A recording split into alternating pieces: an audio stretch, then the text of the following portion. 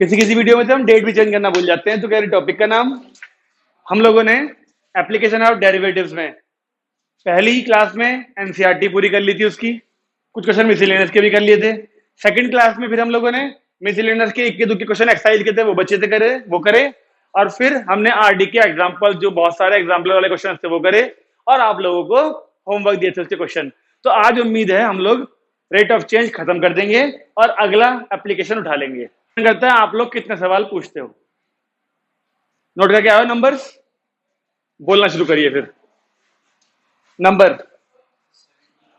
17 और 18। मैथ में एक बात माननी पड़ेगी कि प्लस और माइनस में गलतियां होती हैं, मात्राओं में गलती नहीं होती। बस प्लस और माइनस ही है मैथ के अंदर, और क्या है भाई? बोलिए 17 18 के अलावा तुम दोनों के पास नहीं है कुछ और पूछने को? इन्हीं में से है 19 25। और अंबिका मैडम आपने क्या कह रही है, ढूंढ रही है भाई? 31 20। अच्छा 17 18 19 20 रह गया था ना, ये लो चलो देखेंगे अभी। बस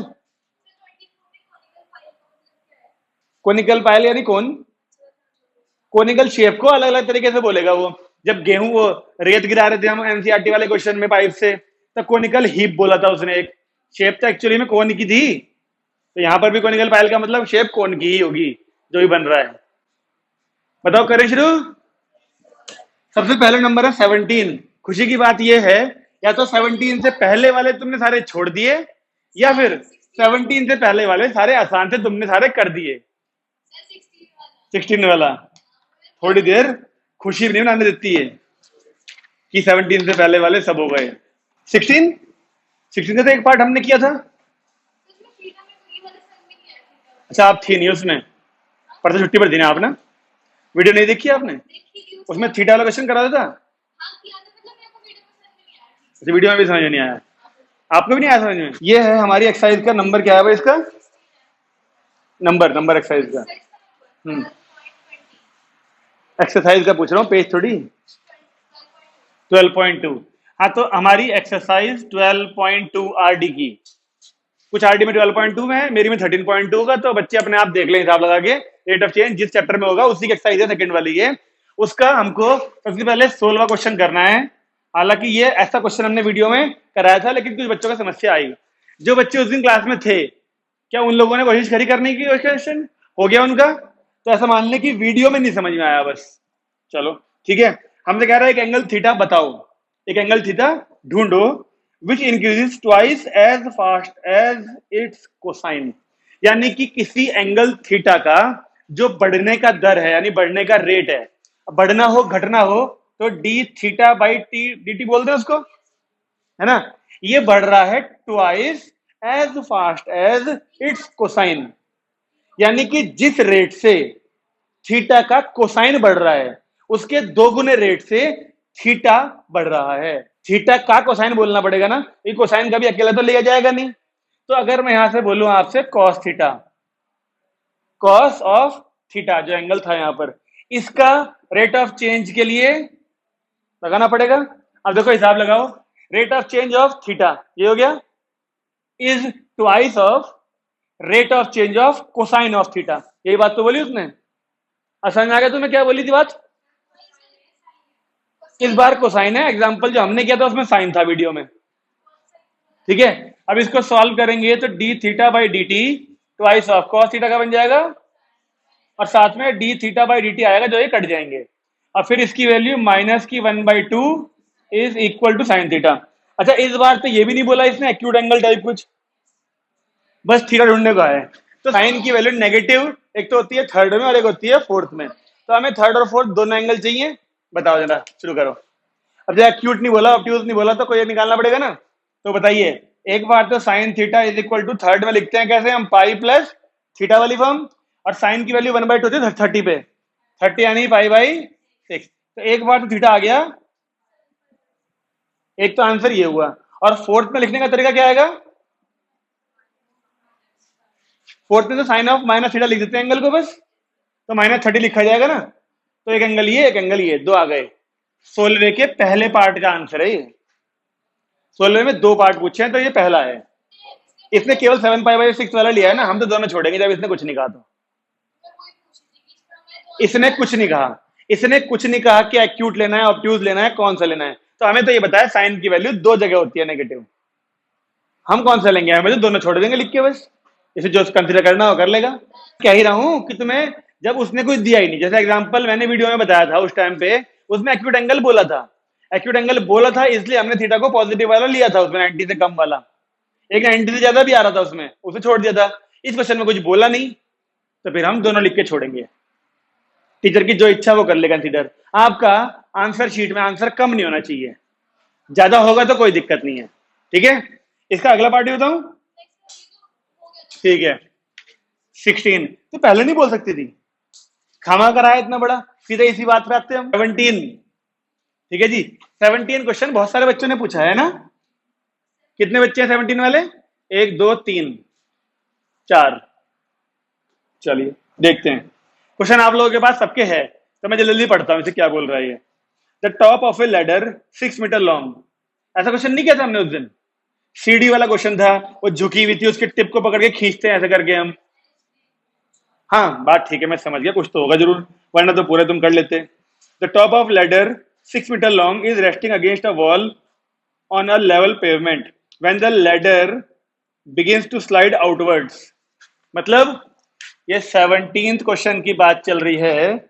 और देखो ऐसे कह रहा है कि ऐसे करके वॉल होगी और यहां सीढ़ी रखी है 6 मीटर की। वो कह रहा है कि जब सीढ़ी फिसलना शुरू करती है, अब किस तरफ फिसलेगी आपके हिसाब से, टुवर्ड्स द वॉल या away from the wall. Obviously इस तरफ से फिसलने से रही, इधर को फिसलेगी, यानी कि ये टिप हम पकड़ के इधर कर रहे हैं। जो एग्जांपल किया था उसमें भी ये बात बोली गई थी, when the foot of ladder is moved away from the wall. इसमें भी ऐसे कुछ कह रहा है, लेकिन बस लैंग्वेज बदल दी है। ठीक है ना, ठीक है। At the moment when the foot of ladder is 4 metre from the wall, यानी ये हिस्सा 4 मीटर दे रखा है, तो हम इसमें क्या करते थे, इस वाले हिस्से को x मान के इस वाले को y मानते थे, फिर हम पाइथागोरस लगाते थे। और जब x की वैल्यू 4 मीटर होगी, पाइथागोरस में ये 6 है, तो हम y निकाल लिया करते थे ना पाइथागोरस लगा के। बताओ व्हेन, जब x की वैल्यू 4 है तो y कितना आएगा, रूट के अंदर 36 माइनस 16, यानी 36 16, ठीक है, ये आएगा हमारा 20, यानी 2√6, हाँ 5, 2√5 मीटर ये y आ जाएगा जब x को 4 लेंगे तब। रेट ऑफ चेंज भी देना चाहिए कोई सा, हाँ ये लिखा हुआ, it is sliding away from the wall at the rate of 0.5 metre per second. तो स्लाइडिंग अवे यानी ये चीज है ना, ये dx/dt 0.5 मीटर पर सेकेंड। तो अब आरंभिका जी बताएंगी इस क्वेश्चन में क्या अलग है, बताओ। अच्छा आगे पढ़ा ही नहीं मैंने, ठीक है। How fast is the top sliding towards eight.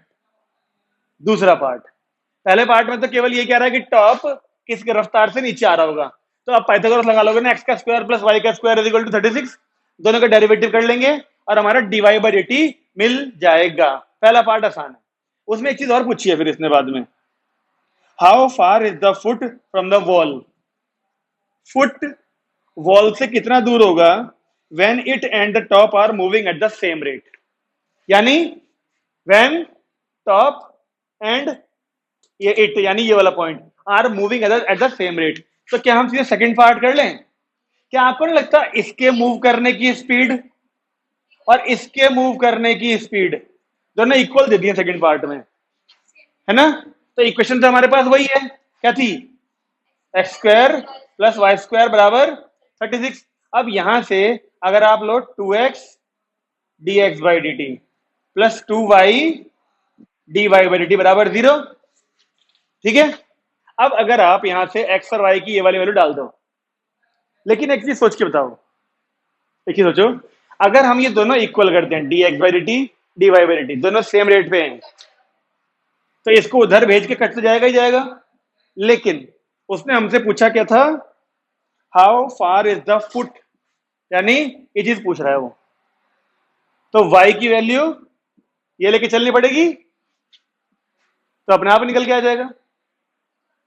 कर दें, तो ये उधर जाएगा, तो 2x, 2 भी कट जाएगा, ये भी उधर जाएगा, तो x dx by D t is equal to minus का y dy by D t, दोनों तो कट ही गए, x is equal to minus Y.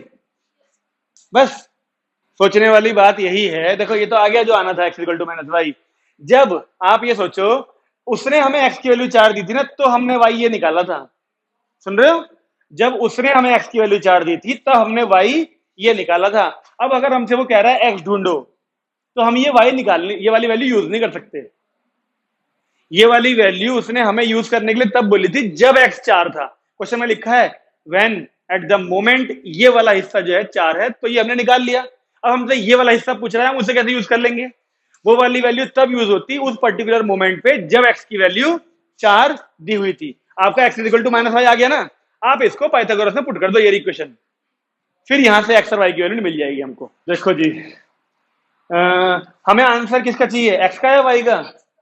x का चाहिए, तो y की वैल्यू को माइनस x डालते हैं, सारी इक्वेशन को x के फॉर्म में ले आते हैं। तो इसे डाल दें फर्स्ट इक्वेशन, यहां लिख देते हैं पुट इन 1, तो एक्स स्क्वायर ऐसे कैसा, y की जगह से माइनस x डालेंगे और फिर से उसका स्क्वायर करेंगे, तो माइनस का x का स्क्वायर प्लस का x स्क्वायर हो जाएगा, 2x स्क्वायर बराबर 36, x स्क्वायर बराबर 18, x is equal two plus minus 3√2। अब x की वैल्यू प्लस क्या है कि माइनस क्या है तो आपको पता ही है, x क्योंकि डिस्टेंस है तो नेगेटिव वाली जा ही नहीं सकती, इसलिए x की वैल्यू आएगी, यानी क्या मतलब हुआ इसका, जिस पर्टिकुलर मोमेंट पे इन दोनों के रेट ऑफ चेंज, इस पॉइंट के उधर जाने का और इसके नीचे आने का, दोनों रेट ऑफ चेंज सेम होंगे ना, उस पर्टिकुलर मोमेंट पे ये वाला जो फुट होगा, ये फुट इस वॉल से 3√2 मीटर की दूरी पे होगा। बस मिटा दें, ये मिटा दें, क्या मतलब 17 हटा दें, 18 का नंबर आ गया। चलिए 18 कितनों की समस्या थी, 1 2 3, 18 बलून वाला है कोई सा, मुझे पढ़ लेने दो एक बार, देखता हूं पहले, सुनो भाई, जिनका ये वाला हो गया वो सुन लो। एक balloon in the form of a right circular cone surmounted by a hemisphere. 18वें में कह रहा है एक बलून जो इस शेप में है कि एक कोन है और एक हेमिस्फीयर है, तो क्या लगता है आपको, हेमिस्फीयर नीचे होगा कोन ऊपर होगा, कोन नीचे होगा हेमिस्फीयर ऊपर होगा? रुको कहां गया, a balloon in the form of a right circular cone surmounted bye a hemisphere, ये कुछ सॉफ्टी जैसा, ऐसा आइसक्रीम खाते हैं ऐसी। अगर देखो सुनो, अगर किसी क्वेश्चन में पानी डल रहा है या पानी निकल रहा है कोन में से, तब तो आपकी शेप पे फर्क पड़ेगा, लेकिन इस क्वेश्चन में आगे क्या बोला उसने, having a diameter equal to the height of cone is being inflated, how fast is the volume changing with respect to total height h? जब इसमें ना तो पानी डल रहा है ना इसमें पानी निकल रहा, तो चाहे आप ऐसा बना लो और चाहे तो नीचे कोन बना लो और ऊपर, मतलब नीचे हेमिस्फीयर बना लो और ऊपर कोन बना लो, कोई फर्क नहीं पड़ता, क्योंकि हर तरफ से आप जो करोगे वो दोनों कंडीशन में फुलफिल होगी। ठीक है, चलिए ये हमने एक बलून बना लिया, ठीक है, having a diameter equal to the height of cone. देखें, देखो डायमीटर होता है कोन का ये पूरा, अगर हम क्या बात करें केवल रेडियस की, अगर रेडियस आर है तो कोन का डायमीटर हो जाएगा, कोन का और हेमिस्फीयर का 2r, तो जितना 2r है ना ये डायमीटर, उतनी कोन की हाइट है, कोन की केवल, तो यानी ये हिस्सा हो गया हमारा 2r। कोई समस्या? तो कोन की हाइट और इसकी रेडियस में रिलेशन मिल गया, कोन की हाइट अगर h होती तो h is equal to 2r हमको दिया हुआ है। ठीक है, आगे बढ़े, how fast is the volume changing with respect to it total height h। अब देख लो, मैं थोड़ी देर पहले हाइट इसे कह रहा था h को, लेकिन इसने क्वेश्चन में टोटल हाइट h ये बोली, टोटल हाइट पूरी, हमसे उसने dv बाई dh पूछा है और h ये पूरा बोल रहा है, ये ध्यान रखने वाली चीज है। बस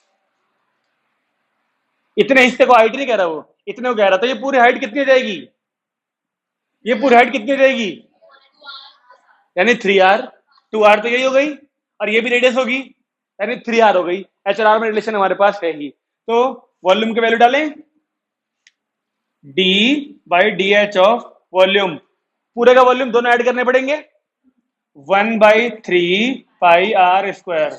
क्या यहाँ पे एच लिखूं? नहीं, एच तो पूरे की है, तो एक काम करूं, इसे कैपिटल एच दिखा देता हूं लिखने के लिए थोड़ी देर के लिए, ठीक है ना, हाइट इसकी प्लस हेमिस्फेयर का वॉल्यूम।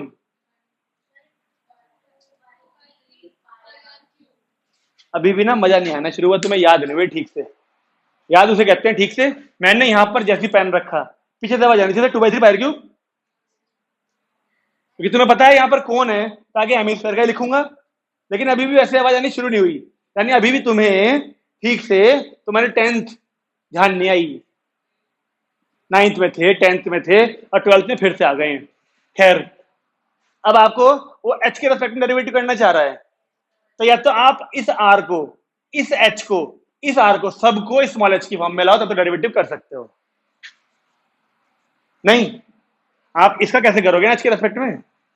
आप इन सारी चीजों को, सारे वेरिएबल्स को अगर आप एच की फॉर्म में ले आओ, तो आप बड़े आराम से कर दोगे एच का डेरिवेटिव। बात समझ में आ रही है? तो इसको कर सकते हैं आर को हम एच की फॉर्म में? नहीं, अरे रुको, यहां लिख दूं क्या? जो ये कैपिटल एच है, कैपिटल एच तो 2r के इक्वल है, और जो ये स्मॉल एच है वो 3r के इक्वल है। आप कर लें सारी चीज चेंज।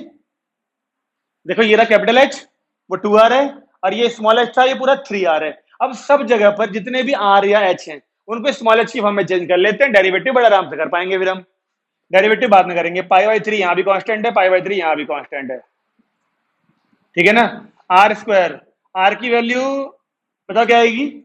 h/3, यानी h²/9 into H, capital H निकालो क्या है? कैपिटल एच है 2r, 2 इंटू आर, और आर की वैल्यू क्या है? h/3। तो ये पूरा h की फॉर्म में आ गया, नहीं आ गया? प्लस कुछ छूट तो नहीं गया ना, π/3 पहले निकाल दिया था। अच्छा, एक चीज छूट गई, यहां पे रखो π/3 थोड़ा बाहर, क्योंकि d/dh भी तो चल रहा है बाहर एक, प्लस, हाँ भाई, यहाँ पर π/3 निकाला था, एक 2 बच गया यहाँ पर, और r³ r यानी h/3 यानी h³/27। अब ये देखो पूरी इक्वेशन h की फॉर्म में आ गई ना, अब बड़े आराम से डेरिवेटिव कर सकते हैं।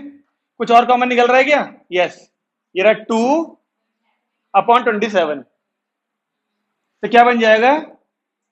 2π/27, 3 जा 81 इंटू, अब छोड़ो से इंटू को, यहां पे क्या बचा होगा? केवल h³ प्लस यहां पर क्या बचा होगा?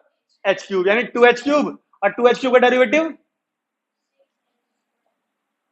बस। अब यहां पर dh/समथिंग तो नहीं आएगा ना, जब h के रेस्पेक्ट में कर रहे हैं और h की फॉर्म में चेंज कर लिया पूरा क्वेश्चन, तो ये 6 से कटेगा, 3 2 जा और 3 27 जा, यानी कि 4π/27 इंटू व्हेन हाइट इज, दे रखा है कहीं हमें क्वेश्चन में 18 में, व्हेन h इज 9, तो 9 का स्क्वायर 81, 27 3 81 होते हैं ना, तो यानी कि हमारा आ रहा है 12π। बताइए, सही है? 18वां क्वेश्चन है ना ये, 18वें का आंसर है 12π। और ये क्या था? dv/dh चल रहा है ना, v यानी सेंटीमीटर क्यूब पर सेंटीमीटर। बोलिए, थोड़ा सा क्वेश्चन अलग भले ही है, लेकिन ऐसा नहीं है कि हमसे हो नहीं सकता था। क्या समस्या आई आप लोगों को, बताओ इसमें? ये नहीं समझ में आया कि ये रिलेशन कैसे करें, डेरिवेटिव कैसे होगा? फिर कुछ तो बोलो। मतलब कुल मिला के आप लोगों से ये नहीं हुआ कि ये कन्वर्जन कैसे सेट किया जाए, क्योंकि तो इसी की मदद से डेरिवेटिव होने थे सारे। आप दोनों, आपका हो गया था ये, आपका भी हो गया था, सही है। ऐश्वर्या जी, आपको क्या समस्या आई थी? ये नहीं आता, ठीक है जी। 18 के बाद 19 भी है और फिर 20 भी है। 19 क्वेश्चन में बोला, water is running into an inverted cone at the rate of 5 cubic metres per minute. Cone के अंदर जा रहा है ना, तो ये अंदाजा लगा सकते हैं ना कोन कैसा होगा, ऐसी शेप होगी कोन की, तभी पानी इसमें गिरेगा अंदर को आके। और किस रेट से गिर रहा है? dv/dt, पाई सेंटीमीटर क्यूब पर सेकेंड। पढ़ लो एक बार फिर से, यही है कि नहीं है? पाई क्यूबिक मीटर्स पर मिनट है, तो इसमें मीटर क्यूब कर लो और यहाँ पे पर मिनट कर लो, फायदे में रहोगे। ठीक है जी। फिर क्या कहता है, the height of the cone is 10 metres. ठीक है, लिख लेंगे अभी। And the radius of base is 5 metre. चलो लिख ही लो, सब कुछ दे रखा है। रेडियस दे दी हमको 5 मीटर और हाइट इज 10 मीटर। ये दोनों चीजें किस लिए दे रखी होती हैं? रिलेशन ढूंढने के लिए। यस, बिल्कुल सही बात। अब हम लोग ढूंढेंगे रिलेशन, क्योंकि इसमें जब पानी भर रहा होगा तो पक्का यहां कहीं तक लेंगे पानी, फिर इसकी हाइट को आर, रेडियस को आर लेंगे और इसकी हाइट को एच लेंगे, रिलेशन ढूंढ लेंगे ट्रिग्नोमेट्री की हेल्प से या फिर सिमिलर ट्रायंगल्स की हेल्प से। ठीक है जी। How fast the water level rising when the water stands 7.5 metre below the base. क्यों पूछा ये क्वेश्चन? बिलो द बेस, ये बेस है ना, ये बिलो द बेस यानी कि है बेस से 7.5 मीटर नीचे है पानी। तो ये वाला हिस्सा दे रखा है इस बार। मैंने तुमसे जब पिछली क्लास में क्वेश्चन कराया था ये बात बताई थी कि कभी कभी वो ये वाला हिस्सा देता है क्वेश्चन में पानी का, और जब जब उसको ये वाला हिस्सा देना होगा ना, वो कुछ लैंग्वेज में चेंज करेगा। वो बोल देगा फ्रॉम द टॉप, टॉप से इतना नीचे है। इस बार बोल तो दिया बेस से इतना नीचे है पानी, 7.5 मीटर। अगर ये पूरी 10 थी और ये 7.5 है तो ये ऑटोमेटिकली 2.5 आ गया, नहीं आ गया? फिर पानी की गहराई जो है वो 2.5 मीटर है, मतलब हमारे पास उस पर्टिकुलर मोमेंट पे हमको पानी किस रेट से बढ़ रहा है वो रेट ऑफ चेंज ढूंढना है। कराऊं? हाँ कह रही, और बतेगी हाँ कह रही। देखो 2, ये बात ठीक है जी। सबसे पहले क्या करते थे हम, यहाँ पर वैल्यू डालेंगे ना, 1/3 पाई आर स्क्वायर। अच्छा, पानी का रेट ऑफ चेंज है ना ये, तो ये वाला एच लिखू ना, जो पानी डाल रहा है कोन के अंदर उसी का तो वॉल्यूम दिया हुआ है ये, तो पानी वाले हिस्से की हाइट एच है, रेडियस आर है, वो लिख दिया हमको। एक मिनट, ये वैन वाली चीज थी ना, वैन द वाटर स्टैंड। ठीक है, लास्ट में पुट करेंगे इसको। तो 7.5 जो दे रखा है, इस वाली वैल्यू को लास्ट में यूज करेंगे। खैर, अब यहाँ पर समस्या क्या है, हमको D H upon D T पूछा है। अब D H upon D T के लिए हमको आर और एच दोनों में से किसी एक को हटाना पड़ेगा, और वो एक चीज हटाने के लिए ही तो हमको ये 10 और 5 दे रखे थे। तो रिलेशन ढूंढ लें यहीं पर नीचे, tan थीटा। हाँ हाँ, लेकिन अगर मैं लिख दूं directly h is equal to r, मजा ऐसा नहीं आएगा, है ना? चलो, छोटे वाले में tan थीटा लगेगा perpendicular r upon base h, और बड़े वाले में 5/10। तो वही चीज आ गई जो ये कन्याएं बोल रही थी, h is equal to r. Practice ऐसी होनी चाहिए कि कुछ चीजें तो आपको पहले से पता चल जाए, देखते ही स्पीड अप हो जाएगा हमारा, थोड़ा प्रोसेस तेज हो जाएगा। फिर H is equal to R आ गया, लेकिन हमको तो यहां से आर डालना है, तो आर इज इक्वल टू लिखेंगे h/2। तो डी बाई डी टी रहा, π/3 पहले ही बाहर निकाल लिया, आर की वैल्यू डालेंगे h/2 यानी एच स्क्वायर अपॉन 4। 4 को बाहर निकाल लूं तो क्या बन जाएगा वो 12। एक एच स्क्वायर ये रहा और एक एच ये रहा, यानी क्यूब इज इक्वल टू पाई। अब डेरिवेटिव करें तो पाई से पाई काट दो, ये वाला आई 12 चला गया ऊपर, 3h square d h by D t is equal to 12, और d h by D t ये 3 से कट गया 4 बार, तो 4 अपॉन एच स्क्वायर आ रहा है ये। अब बताओ एच की वैल्यू। अब आमतौर पर बच्चा क्या करेगा जब क्वेश्चन नहीं पढ़ा होगा उसने या फिर प्रैक्टिस नहीं करी होगी उसने, तो वो क्या करेगा, वो इस वाले एच की वैल्यू 7.5 डाल देगा जो क्वेश्चन में दे रखी है।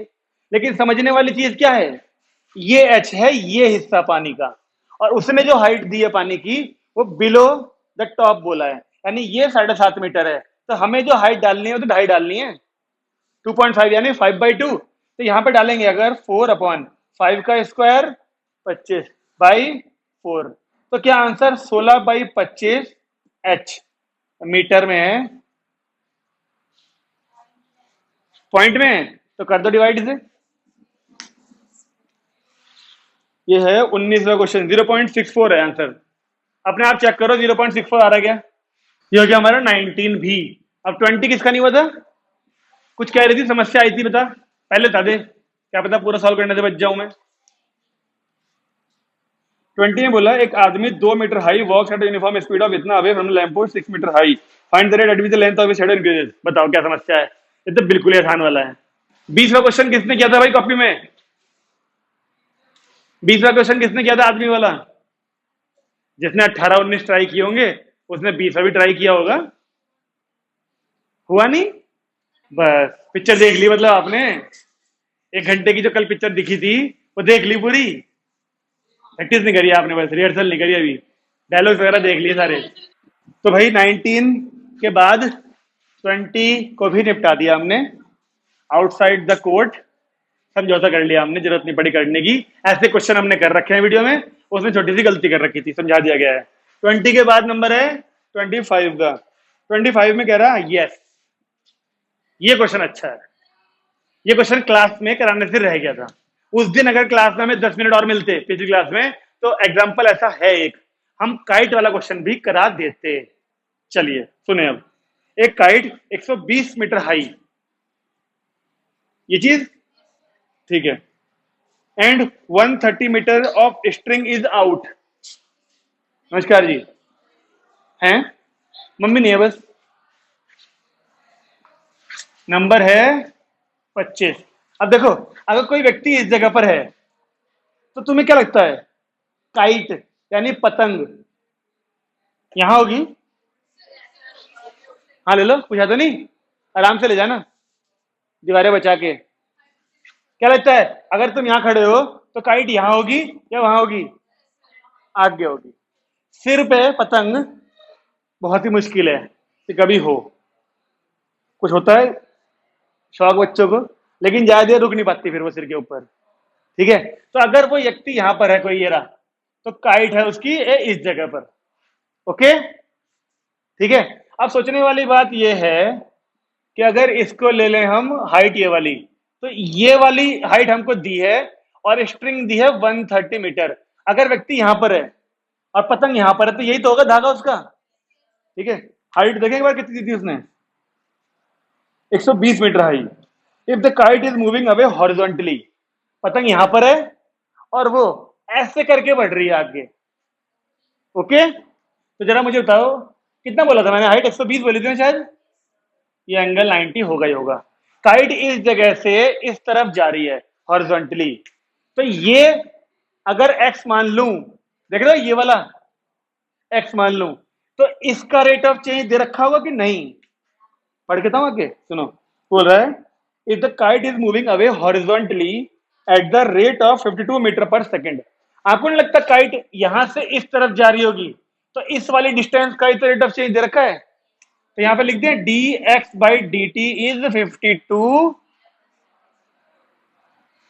ये क्वेश्चन एक बार कर लोगे ना फिर नहीं भूलोगे। यहां ले लिया था तो एक ही बात है, ये सब पैरेलल तो होंगी सारी हाइट्स, तेरा फिर ट्रायंगल नीचे बना होगा, लेकिन बस काइट आगे वहां जा रही होगी तो तू यहां से काइट आगे नहीं कर सकती बस। ठीक है ना, अगर तूने ट्रायंगल यहां बनाया होगा ऐसे करके, तो अब यहां ट्रायंगल बना के काइट को ऐसा आगे करना है। ऐसे आगे करने के लिए ये डिस्टेंस होनी चाहिए ना बढ़ने के लिए, बस थोड़ा सा ये अंतर है और कुछ नहीं। हमारी पतंग यहां से उड़ रही है ऐसे करके, ऐसे ऐसे तो यहां से आके चली जाएगी वो, अगर तूने ट्रायंगल ऐसे बनाया सपोज कर, है ना, तो तेरी पतंग यहीं पर है और यहां से अगर आगे जा रही होगी, तो इस चीज का रेट ऑफ चेंज तुझे बताना पड़ेगा कि ये वाला सेम होंगे दोनों। आंसर में अंतर नहीं आएगा कुछ, लेकिन फिगर बदल गई है बस, और कुछ नहीं। खैर, हमसे क्या पूछ रहा है फिर, find the rate at which the string is being paid out. जब पतंग यहां से हमारे आगे बढ़ेगी तो ये रस्सी भी तो बढ़ेगी आगे, तो इस वाले की रेट ऑफ चेंज पूछ रहा है, तो क्या इस वाले को थोड़ी देर के लिए वाई मान लूं? जब इसका रेट ऑफ चेंज पूछेगा तो आपको इसको वेरिएबल तो ऐड करना पड़ेगा कुछ ना कुछ, तो क्या पाइथागोरस लगा सकते हैं? लेकिन अगर ये 120 है, ये 130 है, ये x है, तो ये तो y का स्क्वायर आता है ना पाइथागोरस में, x का स्क्वायर प्लस ऐसे, बोलिए पाइथागोरस लिखती तो, और फिर डेरिवेटिव करेंगे तो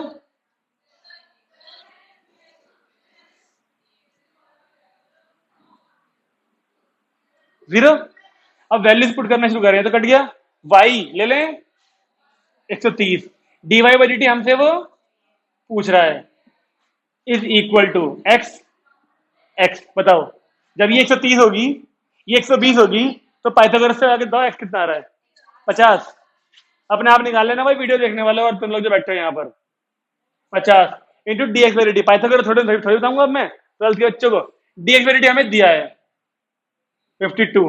अब काटा पीटी करें अगर, 0 से 0, 13 से 4 बार कटेगा, तो D Y by D T आ गया मीटर पर सेकेंड। क्या था किरण जी आंसर? तुम्हें याद रहते हैं क्या, देख लिया तुमने? इस रफ्तार से रस्सी निकल रही होगी हमारे हाथ से, धागा। तो ये अच्छा क्वेश्चन है, क्योंकि थोड़ी सी शेप अलग है इसकी। कर सकते हैं वैसे, लेकिन वैसे करने के चक्कर में तेरी शेप पूरी नहीं बनी ना ठीक तेरी वाली। लेकिन ये खुशी की बात है, तूने कोशिश तो कर ली करने की। वो पता लगे क्वेश्चन की फिगर नहीं बन पाई, लेकिन आंसर ठीक आएगा उससे भी। ये हो गया हमारा 25वां।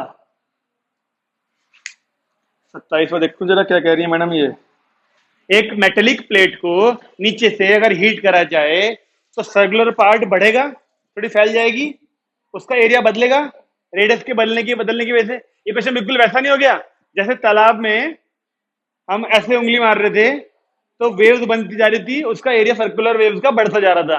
कुछ ऐसा क्वेश्चन होना चाहिए। A circular disc of radius 3 centimetre, ठीक है, इज बीइंग हीटेड, गर्म कर दिया, due to expansion, obviously expand तो होगी वो, इट्स रेडियस इंक्रीजेस, ऑब्वियसली बढ़ेगी, एट द रेट ऑफ इतना, find the rate at which the area is increasing when the radius is 3.2। क्या ये क्वेश्चन कराऊं? 31 वाला कराऊं? आप इस बात से सहमत हो ना कि अगर उसको हिट करेंगे तो उसकी रेडियस बढ़ेगी, सर्कल बड़े होते चले जाएंगे, सर्कल बड़े होंगे तो सर्कल का एरिया बढ़ेगा, बढ़ेगा ऑब्वियसली, वही पूछ रहा है हमसे वो। तो एरिया लोगे आप क्या? एंडर कहां से आ गया इसमें? नहीं, सर्कुलर प्लेट बोली है क्वेश्चन में, सर्कुलर प्लेट, ठीक है ना? हाँ नम्रता जी, नम्रता जी। तो आप एरिया लोगे पाई आर स्क्वायर, क्योंकि एरिया का रेडिएशन पूछ रहा है वो। तो एरिया का डेरिवेटिव करोगी, D A by D T निकालोगी, बताओ पाई आर स्क्वायर का डेरिवेटिव क्या आएगा? हाँ टाइम गई, बस। अब वो D R by D T हम क्वेश्चन में दे रखा है उसमें, बस अब तो निकाला ना, खत्म। रेट ऑफ चेंज फाइनली खत्म, ठीक है ना? एनसीईआरटी से भी 1 घंटे में हो गया, एनसीईआरटी से भी खत्म हो गया, और हमारा आरटी से भी खत्म हो गया। अब उम्मीद है कि रेट ऑफ चेंज का जैसा भी क्वेश्चन आएगा आप लोग निपटाने की पूरी कोशिश कर लोगे उसे, ठीक है? अगला टॉपिक करें, लिखिए। अब एक टॉपिक पहले वो कर लेते हैं जो हटा हुआ है, रूट वाला। यस, मजा आएगा उसे करने में बहुत, इतना बढ़िया टॉपिक है वो कि उसे करने में बहुत मजा आता है। लेकिन क्योंकि टॉपिक का नाम है एरर्स एंड अप्रोक्सीमेशन, तो फिर अंतर केवल क्या है ना, अब नाम से लग रहा होगा अप्रोक्सीमेशन, यानी कि पॉइंट्स में आएंगी वैल्यू, है ना, और छोटा सा कैलकुलेशन वर्क बढ़ जाता है। लेकिन खुशी की बात यह है कि third root, fourth root, fifth root, six root, किसी भी तरह का रूट निकाल सकते हो आप। और केवल रूट नहीं, अगर किसी की पावर 2/5 है ना, वो भी ढूंढ सकते हैं, बस पॉइंट में आएगा आंसर। हाँ, पॉइंट में तो निकालना हमारे ऊपर है, मल्टीप्लाई डिवाइड तो करना होता है, वो तो हम सीख ही लेंगे। तो टॉपिक का नाम लिखें। यू तो ये टॉपिक सिलेबस से हटा हुआ है, लेकिन हम फिर भी भले ही बहुत सारे क्वेश्चन नहीं करेंगे, जैसे 2 दिन 3 दिन लगा दिए हमने रेट ऑफ चेंज में, हम भले 3 दिन लगाएंगे इसमें, लेकिन इतना तो कर लेंगे कि हमको स्क्वायर रूट, क्यूब रूट वगैरह सब निकालने आ जाए डेरिवेटिव की हेल्प से, ठीक है? अब एरर्स एंड अप्रोक्सीमेशन को करने से पहले आपको ये समझना पड़ेगा कि इसमें जो टर्म्स इस्तेमाल होती हैं वो क्या क्या होती हैं। जैसे कि देखिए, डेल्टा वाई को बोलते हैं change in Y upon delta X change in X. ये ना इक्विवेलेंट होता है D Y by D X से। भाई small change in Y upon small change in X, change in Y upon change in X, इन दोनों का divide और इन दोनों का डिवाइड ऑलमोस्ट इक्वल आता है। यही वो एक रिलेशन है, यही वो एक रिलेशन है जो हमें हर क्वेश्चन में अप्रोक्सीमेशन यानी एरर्स, जो आपने फिजिक्स में पढ़े होंगे, डेल्टा एक्स को एब्सोल्यूट एरर कहते हैं, delta x upon x into 100 कर दें उसे परसेंटेज एरर कहते हैं। तो जो डेल्टा को डी में रिलेशन प्रोवाइड करवाता है ना, वो यही है, बस एक फॉर्मूला। अगर ये हमें टर्म ध्यान रहे तो हम डेरिवेटिव को और एरर्स को आजू बाजू में रख सकते हैं, ठीक है?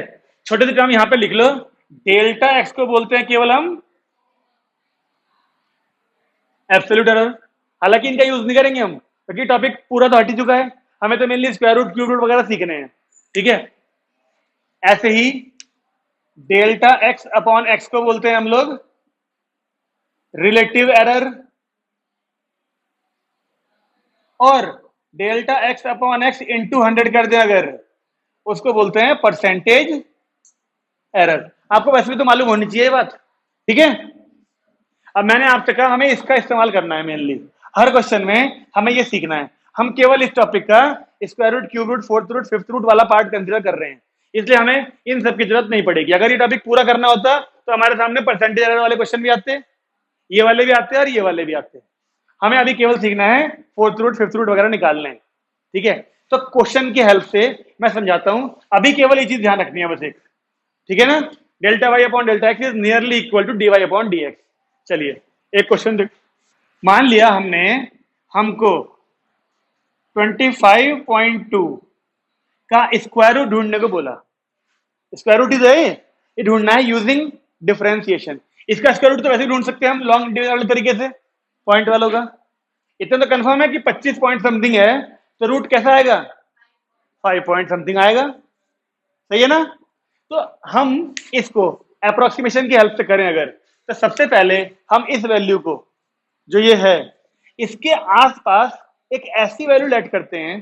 क्वेश्चन को पहले लेट करो, जैसा क्वेश्चन है, क्वेश्चन रूट की फॉर्म में है ना, तो रूट एक्स लेट कर लिया। क्वेश्चन क्यूब रूट में होता तो cube root of x let कर लेते, फोर्थ रूट होता तो फोर्थ रूट एक्स लेट कर लेते हम।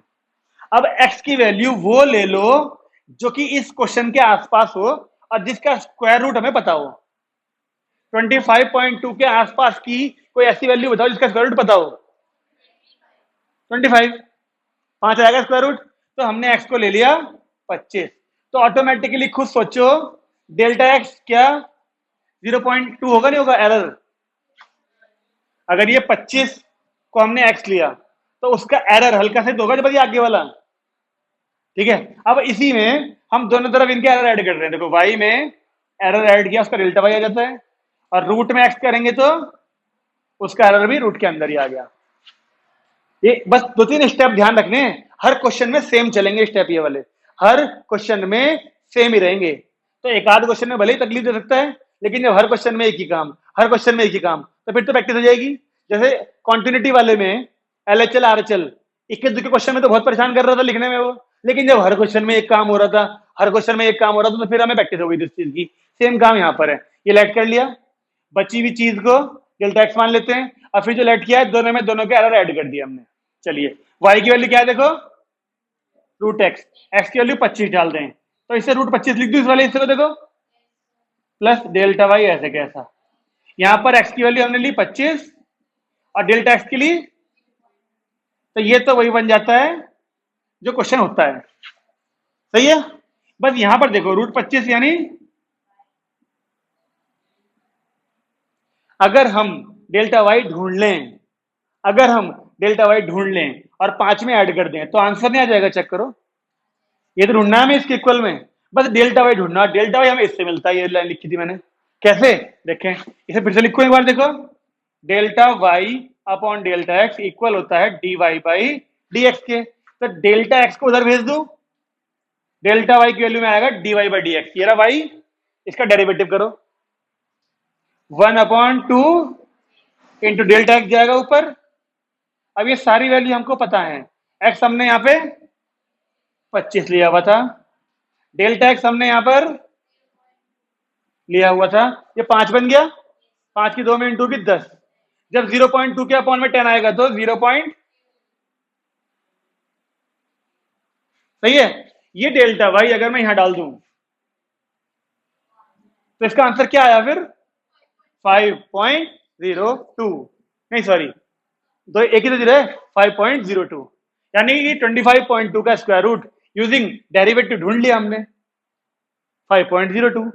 बस यहां पे लिख देते हैं पुट इन 1, यानी 5 प्लस 0.02 इज इक्वल टू 25.2, यानी कि रूट में 25.2 की वैल्यू आ रही है 5.02। अभी एक क्वेश्चन से बहुत ज्यादा मजा नहीं आया होगा, अभी देखो क्यूब रूट वाला करते हैं, एक फोर्थ रूट वाला करेंगे, तब मजा आना शुरू हो जाएगा कि हाँ ये टॉपिक आसान है और फिर तुम किसी भी पावर को निकाल सकते हो क्वेश्चन में। ये पहला क्वेश्चन है इसलिए थोड़ी देर लग भी गई। जब रोज रोज करोगे ना, मतलब एक बार खूब तसल्ली से कर लोगे, तो ऐसा भी हो सकता है कि आप इस तरीके से स्क्वायर रूट जल्दी निकाल लो as compare to long divide वाले से। वैसे भी वो तरीका तो हर कोई कर ही नहीं पाता, भूल जाते हैं बहुत बार तो उसको हम। देखो क्या बोलेंगे इसको हम, क्यूब रूट बोल देंगे ना, 3 लिखा छोटा था तो। अब अगर ये 125 होता, क्यूब रूट निकालना होता 125 का, तो हम प्राइम फैक्टर तोड़ के 5 निकाल लेते। लेकिन अब 127 का अगर मैं क्यूब रूट निकालने को बोल दूं, तरीका नहीं है हमारे पास कोई ढूंढने का उसे। इससे कर सकते हैं, लेकिन करें शुरू। मैंने आपसे क्या कहा था, जैसा क्वेश्चन वैसा ही पहले क्या कर लो, लेट। क्वेश्चन क्यूब रूट है तो क्यूब रूट एक्स मान लिया। अब एक्स की वैल्यू वो लेट करो, सुनो, एक्स की वैल्यू वो लेट करो जो इसके आसपास हो और जिसका क्यूब रूट हमें पता होता हो। 125 इसके आसपास हो और जिसका cube root, question cube root चल रहा है ना, तो क्यूब रूट हमें पता हो, यानी 125। तो बताओ डेल्टा एक्स कितना होगा, 2। तभी तो इन दोनों को जोड़ के ये मिलेगा वापस से।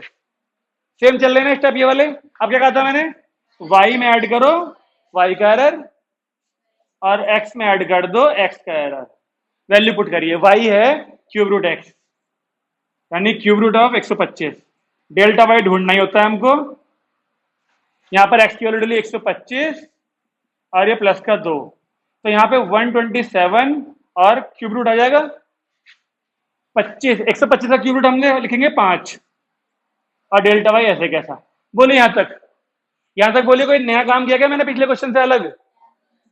बस वहां पे पिछले में स्क्वायर रूट था तो जगह जगह स्क्वायर रूट लगा रहे थे, यहाँ पर क्यूब रूट है तो जगह जगह क्यूब रूट लगा रहे हैं। अब आया नंबर डेल्टा वाई ढूंढने का। डेल्टा वाई कैसे मिलता है, D Y by D x की मदद से। तो लिखते हैं भाई लो, डेल्टा वाई की वैल्यू क्या आएगी, d Y by D x into delta x. ये अपन वाला डेल्टा एक्स चला जाता है ना इंटू में। अब d Y by D x निकालिए, ये रहा। एक्स की पावर क्या होगी 1/3, तो क्या आएगा d Y by D x बताओ, 1/3 आगे आएगा। एक्स की पावर 1/3 -1, यानी माइनस का 2/3, तो 1/3 एक्स की पावर 2/3। ऐसा नहीं आना चाहिए, चेक करो कहीं माइनस वगैरह तो नहीं आने का ना, पावर में माइनस आता, वो हम नीचे ले आए थे, पावर प्लस हो गई इसलिए। इनटू डेल्टा एक्स तो हमको पता है 2 है, ये रहा।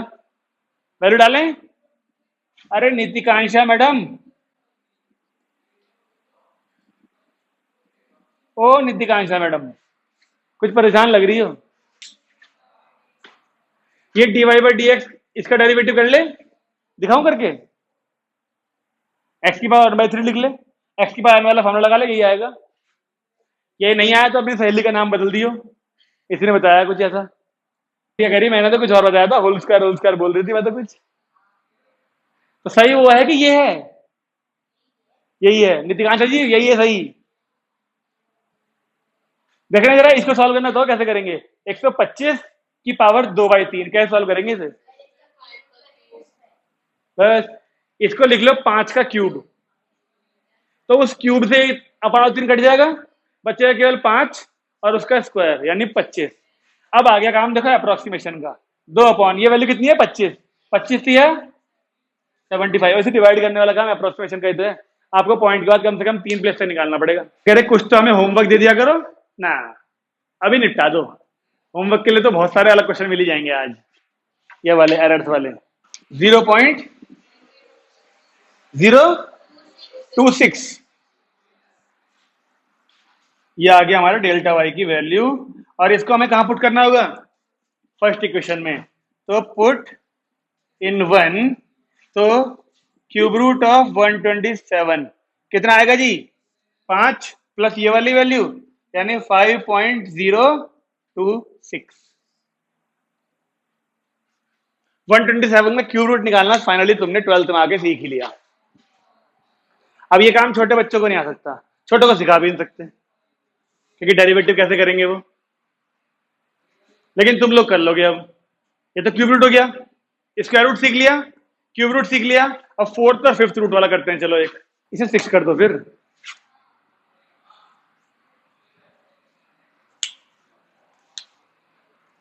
लो टू की पावर 5 बिल्कुल सही कह रही है, 32 होता है। तो सिक्स रूट निकाल लेते हैं, चलो करो आगे, तुम करोगे। क्या है क्या? 2 - 1/192। बता दो फिर जल्दी से आंसर क्या आ रहा है अब। चाहे तो 1 को पहले डिवाइड कर लो, चाहे तो इसकी इंटू इसमें यानी एलसीएम लेके कर लो। और आंसर मैच कैसे करेंगे? फोन से करेंगे। यस, ये तो 2 है, वाई प्लस डेल्टा वाई वाला 2। डेल्टा एक्स की वैल्यू माइनस है ना इस बार, इसलिए माइनस हो गया। ये जो इक्वेशन थी इसमें इसकी वैल्यू तो 2 ही आएगी। ये डालेगी ना, एक्स की पावर डालेगी, ये वाला यहाँ पे डालेगी तो 2 आएगी ना। तो डेल्टा वाई की वैल्यू जब निकालेगी तो ये माइनस भी तो है, देखिए माइनस। तो यहाँ पुट करेगी तो 2 माइनस ये वाला इससे चलेगा ना बस। ठीक है। हाँ भाई, फोन किसके पास है? नहीं, ये आंसर चल रहा है, बस फाइनल आंसर है। नहीं, ये 2 है, वाई प्लस डेल्टा वाई वाला वाई है केवल ये। और ये -1/1 डेल्टा वाई है। डेल्टा वाई कैसे निकाला था? D Y by D x into delta x. D Y by D x इसका करो डेरिवेटिव, 1/6 एक्स की पावर 5/6 इंटू डेल्टा एक्स, जो कि क्या है -1, 1/6। एक्स की वैल्यू डालोगे तुम 64, कहाँ गया ये रहा। और 64 की पावर 64 2 की पावर 6, 6 कट जाएगा तो 2 की पावर 5 बचेगा बस, जो होगा 32। और माइनस का 1 चल ही रहा है, तो वो लिखा मैंने। ये 2 कहां से है? मैंने कहा ये y है और ये डेल्टा y है। फर्स्ट इक्वेशन में पुट करोगे तब तो आएगा 2। तो किरण मैम कितना बोला तुमने? 1.995। फोन किसके पास है? किसी एक के पास जरूर होगा। निकालो, कैलकुलेटर खोलो, कैलकुलेटर, साइंटिफिक कैलकुलेटर होगा उसके अंदर। हाँ तो कैलकुलेटर खोल, मैं बताता हूँ, देखते देखो ये रहा, देख घुमा लेते हैं। ठीक है ना, कितना था? 63। ये देखिए रहा ना, 63 की पावर के लिए 1 डिवाइड बाई 6 और ब्रैकेट देख 1.9947, 1.9947 आ रहा है कैलकुलेटर में। 1.9947 आगे भी चल रहा है। हाँ, तो अप्रोक्सीमेटली 1 पॉइंट ये आ जाएगा ना 5। देखो आपका और भी सही आता, आपका आंसर पूरा मैच करता अगर आप इसे पूरा निकालते। तो आपने इसको 2-3 प्लेस तक निकाला होगा, आप इसको निकालो 6 या 7 प्लेस तक निकालो और फिर 2 में से माइनस करो, फिर पूरा मैच करेगा आपका। आई बात समझ में? तो मुझे तो बड़ी खुशी होती है ये चीज सिखा के कि बच्चों को 4th root, 5th root, 6th root सब निकालना आते हैं डेरिवेटिव की हेल्प से। और वैसे हमें बचपन से लेकर 12th हो जाती है, स्क्वायर रूट के अलावा कुछ निकालना आता नहीं पॉइंट में, और वो भी उसका लंबा एक तरीका है। चलो तरीका कैसा भी है, कम से कम आता तो है, स्क्वायर रूट निकालना सिखाया जाता है। लेकिन cube root, 4th root, 5th root सीधे 12th में आके सिखाया जाता है, और वो भी सीबीएसई रहे मेहरबान तो बच्चों को वो भी ना मिले सीखने को। रिड्यूस्ड सिलेबस में है ना, वो भी ना मिले सीखने को। लेकिन अब उम्मीद है आप लोग square root, cube root, 4th root, 5th root कोई भी रूट ऐसे करके निकाल सकते हो। एक और क्वेश्चन लिखते हैं, चलो हटा दो इसको। सबको समझ में आ गया ना मैंने ये 2 माइनस क्यों लिखा हुआ है यहाँ पर? क्वेश्चन तो स्क्वायर रूट का है लेकिन थोड़ा सा अलग है। देखो 0.037 ये है क्वेश्चन। 0.037 का स्क्वायर रूट निकालना है। तो स्क्वायर रूट वाले तो हमको आते हैं, वैसे हमें तो क्यूब रूट भी आता है, 4th रूट भी आता है। लेकिन मेन चीज क्या होती है इन क्वेश्चंस के अंदर? वो पहली लाइन जो लिखते हैं ना, एक्स की वैल्यू क्या ली जाए और डेल्टा एक्स क्या है, वो डिसाइड हो जाए तो नीचे तो पूरा क्वेश्चन सेम ही चलता रहता है हर जगह। तो पहला क्वेश्चन तो y इक्वल टू क्या आएगा? Root x. सबसे पहले चीज एक्स की वैल्यू सोचो, इसके पास किसका स्क्वायर रूट आपको पता होता है? 0.037 के पास का। अरे यार, ये कहना चाह रहे हो इसका पता होता है हमको? नहीं, इसका स्क्वायर रूट आप जो लिखोगे वो 0.6 लिखोगे या फिर 0.06 लिखोगे, ऐसा कुछ बोलोगे ना। इसका करोगे ना स्क्वायर तो 4 के बाद पॉइंट आएगा 0.0036 आएगा। जबकि देखो ये तो नहीं है, इसमें तो 3 प्लेस है, और इसका करोगे स्क्वायर तो 2 के बाद आएगा। ना तो इससे बन रहा इसके पास में, ना तो इससे बन रहा इसके पास में। फिर क्योंकि जो हमें वैल्यू लेट करनी है एक्स की, इसके पास वाले स्क्वायर रूट को हम ऐसे नहीं ढूंढ पा रहे। इसको देख के हर बच्चा ना 37 को देख के हर बच्चा 36 सोचेगा लेने के लिए। लेकिन समस्या यहां पर यह है कि 3 प्लेस है भाई। 4 प्लेस होती ना 0.0037 होता, तो हम वही करते 0.0036 को लेट कर लेते, उसका स्क्वायर रूट 0.06 ही होता। इस रूट के अंदर अगर हम मल्टीप्लाई भी कर लें और डिवाइड भी कर लें, वही 37 वाला सिस्टम बना लें, उसे चेक करते हैं आंसर आ रहा कि नहीं आ रहा। तो क्या करना पड़ेगा, इस पॉइंट को यहां लाना है ना, तो 100 से ही इंटू भी करनी पड़ेगी और 100 से ही डिवाइड भी करना पड़ेगा। तो जो 100 इंटू वाला है वो तो लग जाएगा इसे यहां लाने में, ठीक है ना, और डिवाइड वाला 100 बाहर निकल के 10 बनेगा, यानी रूट के अंदर केवल क्या बचेगा। तो अब हम केवल इसका रूट निकालते हैं, जो आंसर आएगा उसको बाद में 10 से डिवाइड कर देंगे। ये तरीका फिर भी ठीक। केवल इस वाले हिस्से को सॉल्व करें अगर, तो एक्स को 2 लेंगे ना, नहीं 4 लेंगे, और डेल्टा एक्स को 0.3, सही है, माइनस का लेना पड़ेगा ना, इसमें से ये माइनस होगा तभी तो 3.7 मिलेगा, तो डेल्टा एक्स से नेगेटिव लेना पड़ेगा। बताइए अब, y में जोड़ा y का एरर और x में x वाला, y है रूट एक्स यानी 2 प्लस डेल्टा y, ये 4 माइनस 0.3 करा जाए तो रूट में 3.7 बन ही जाएगा। 2 प्लस डेल्टा y पहले किसे बना के छोड़ दें, और फिर डेल्टा y की value dy by D X 1/2 root X यानी root 4 into delta X minus का 0.3, 8 टू जा 4 माइनस का 0.3 बाई 4 करा जाएगा तो माइनस का कितना आएगा यहाँ पर 0. एक बार बोल दो आगे कुछ, 7 के आगे 20 यानी 5 आ जाएगा।